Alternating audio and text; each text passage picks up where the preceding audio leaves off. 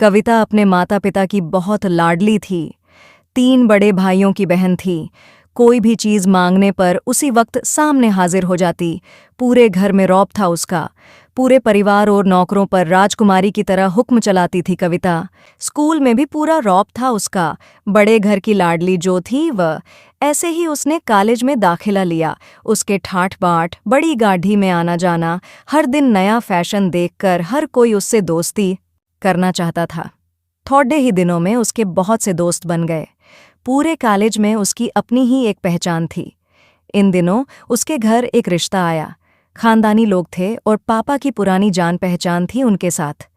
कविता के साथ कोई जबरदस्ती नहीं थी, पर कविता ने फिर भी हाँ कर दी, क्योंकि वह अपने परिवार से बहुत प्यार करती थी।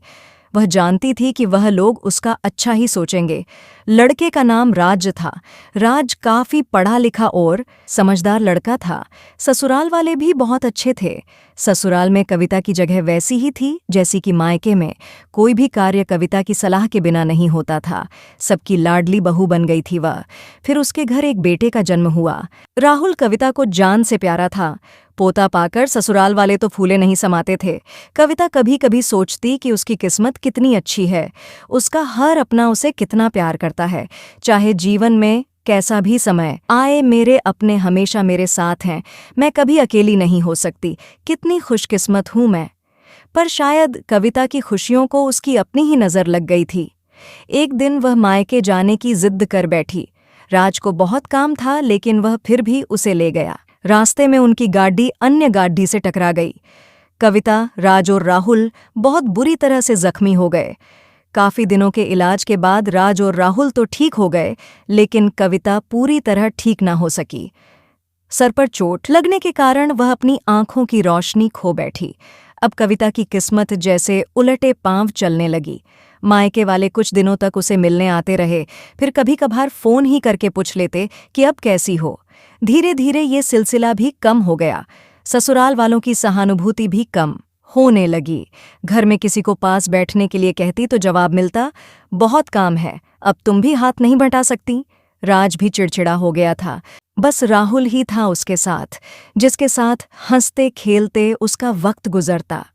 एक दिन कविता के हाथ से कुछ सामान गिर गया, जिसकी वजह से राहुल को हल्की सी चोट लग गई। कविता के सास ससुर ने राहुल को उससे अलग कर दिया कि कहीं उसके ना देखने की वजह से बच्चे का कोई नुकसान ना हो जाए। कविता अंदर से टूट चुकी थी। एक दिन उसने सबके सामने मायके जाने की इच्छा रखी तो राज उसे तुरंत मायके छोड़ डीच आया, जैसे कि वह भी यही चाहता था। लेकिन राहुल को उसके साथ नहीं भेजा गया। कविता कभी राहुल से दूर नहीं रही थी, पर अपनी कमी के कारण उसने ज्यादा बहस नहीं की। कविता को लगा कि वह 3-4 दिन वहां रहेगी तो थोड़ा हवा पानी बदल जाएगा, क्योंकि वह कितने दिनों से कहीं भी बाहर नहीं गई थी। घर वाले भी इतने दिनों बाद उसे देखकर कितने खुश होंगे। कविता के घर पहुंचने पर सब लोग बहुत खुश हुए। खाने में सब कुछ कविता की पसंद का ही बना था। उसने अपने मम्मी पापा और भाई भाभियों से दिल खोलकर बातें की। उनके छोटे छोटे बच्चे भी बुआ के साथ घुल मिल गए थे। रात को सोने के वक्त जब वह कपड़े बदलने लगी तो उसे पता चला कि उसका बैग तो बहुत भरा हुआ था। वह सब समझ गई। वह बहुत उदास हो गई। कुछ दिनों तक तो सब ठीक रहा, फिर जैसे सब बदलने लगा। सबका व्यवहार बदल रहा था। वह लोग जैसे थक चुके थे उससे। सब लोग घूमा फिराकर पूछने लगे कि राज कब आ रहा है उसे ले जाने। वह बहाना बना देती, जबकि वह जानती थी कि उस घर में अब उसके लिए कोई जगह नहीं। कविता से चलते वक्त कुछ न कुछ नुकसान हो जाता। थोड़ी बहुत टोका टाकी उसे सुनाई देती, वह टाल देती। एक दिन उसके हाथ से लगकर एक कीमती फूलदान टूट गया। छोटी भाभी ने बहुत हंगामा मचाया। कविता के माता पिता रोज रोज के झमेलों से तंग आ गए थे। उन्होंने राज को खुद से फोन कर दिया। राज कविता को अपने घर ले गया। कविता को अपने परिवार वालों से ये उम्मीद न थी। जिस कविता के कहे बिना घर में एक पत्ता भी नहीं हिलता था, उस घर के लिए वह अब बोझ बन चुकी थी। राज के साथ ससुराल आते वक्त वह बहुत खुश थी, क्योंकि वह अपने घर जा रही थी, अपने जिगर के टुकड़े राहुल के पास। परंतु यह खुशी भी कुछ पल की ही थी। सारा बंदोबस्त पहले ही किया हुआ था। कविता को सीधे ऊपर वाले कमरे में पहुंचा दिया गया। राहुल से दूर रहने की सख्त चेतावनी दी गई। एक काम वाली लता को उसकी जिम्मेदारी सौंपी गई, जो उसके खाने पहनने जैसी ज़रूरतों का ध्यान रखती। कविता ज़्यादातर चुप ही रहती। कभी कभी काम वाली लता से थोड़ा बतिया लेती। उसके जरिए राहुल का पता चल जाता। सबकी लाडली बेटी और बहू सबके लिए लाडली से बोझ बन चुकी थी।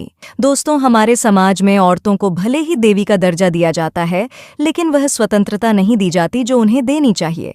उन्हें बचपन से ही बताया जाता है कि वह पराया धन है। स्कूल से आने में देर हो जाए तो पिटाई मिलती है। मोबाइल पर बातें करते हुए दिख जाए या खिड़की से झांकते हुए दिख जाए तो शक किया जाता है। माँ बाप का घर तुम्हारा नहीं है, पति का घर ही तुम्हारा घर है। जीवन भर ये बातें बता घर कौन सा, आखिरकार वह किस घर को अपना कहें। हमेशा की तरह पूरी कहानी सुनने के लिए आपका धन्यवाद। दोस्तों, उम्मीद है ये कहानी आपके दिल को छू गई होगी। कहानी पसंद आए तो इसे लाइक करना, वीडियो को शेयर भी ज़रूर कीजिएगा। अगर आपने अभी तक हमारे चैनल को सब्सक्राइब नहीं किया तो जल्दी से कर लीजिए।